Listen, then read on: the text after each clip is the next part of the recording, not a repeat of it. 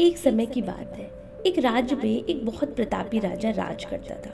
एक दिन उसके दरबार में एक विदेशी आगंतुक आया और उसने राजा को एक सुंदर पत्थर उपहार में दिया। राजा वो पत्थर देखकर बहुत प्रसन्न हुए। उन्होंने उस पत्थर से भगवान विष्णु की प्रतिमा का निर्माण कर उसे राज्य के मंदिर में स्थापित करने का निर्णय लिया और प्रतिमा का निर्माण कार्य राज्य के महामंत्री को सौंप दिया। महामंत्री गांव के सर्वश्रेष्ठ मूर्तिकार के पास गए और उसे वो पत्थर देते हुए बोला कि महाराज, मंदिर में भगवान विष्णु की प्रतिमा स्थापित करना चाहते हैं। 7 दिवस के भीतर ही पत्थर से भगवान विष्णु की प्रतिमा तैयार करके आप इसे राजमहल में पहुंचा देना। इसके लिए आपको 50 स्वर्ण मुद्राएं दी जाएंगी। 50 स्वर्ण मुद्राओं की बात सुनकर मूर्तिकार बहुत प्रसन्न हो गए और महामंत्री के जाने के बाद ही उन्होंने निर्माण का कार्य शुरू कर दिया। निर्माण कार्य करने के लिए उन्होंने अपने औजारों को बाहर निकाला।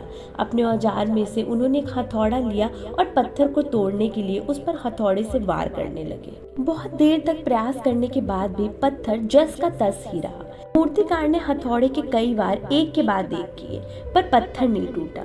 50 बार प्रयास करने के बाद मूर्तिकार ने एक अंतिम बार प्रयास करने के उद्देश्य से हथौड़े को उठाया, पर यह सोचकर हथौड़े पर प्रहार करने के पहले ही उसने हाथ खींच लिया कि जब 50 बार वार करने पे पत्थर नहीं टूटा तो अब क्या ही टूटेगा। वो पत्थर लेकर वापस महामंत्री के पास गया और उसे ये कहकर पत्थर वापस कराया कि इस पत्थर को तोड़ना नामुमकिन है, इसलिए इससे भगवान विष्णु की प्रतिमा नहीं बन सकती। महामंत्री को राजा का आदेश था कि हर स्थिति में ये कार्य पूर्ण करना है, इसलिए उसने भगवान विष्णु की प्रतिमा निर्मित करने का कार्य गांव के एक साधारण से मूर्तिकार को सौंप दिया। पत्थर लेकर मूर्तिकार ने महामंत्री के सामने ही उस पत्थर पर हथौड़े से प्रहार किया और वो पत्थर एक बार में ही टूट गया।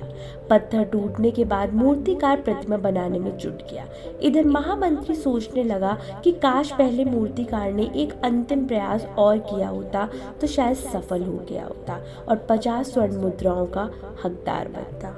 दोस्तों, हम भी अपने जीवन में ऐसी परिस्थितियों से हमेशा दो चार होते रहते हैं। कई बार हम अपने कामों को बड़ी ही उत्सुकता के साथ शुरू करते हैं, पर जैसे ही कोई समस्या हमारे सामने आती है, उसका निवारण करने के पहले ही हमारा आत्मविश्वास डगमगा जाता है और हम प्रयास किए बिना ही हार मान लेते हैं। कई बार तो ऐसा भी होता है कि हम 1-2 प्रयास करते हैं, फिर असफलता जैसी हमारे आगे आती है हम प्रयास करना छोड़ देते हैं, जबकि हो सकता था कि कुछ देर और प्रयास करने पर या तो आपका काम अच्छे से पूर्ण हो जाता या फिर आपकी समस्या का कोई ना कोई समाधान ही मिल जाता। दोस्तों, अगर आप जीवन में सफलता सच में पाना चाहते हैं ना, तो बार बार असफल होने पर भी तब तक प्रयास करना मत छोड़िए जब तक कि आप सफल हो नहीं जाते।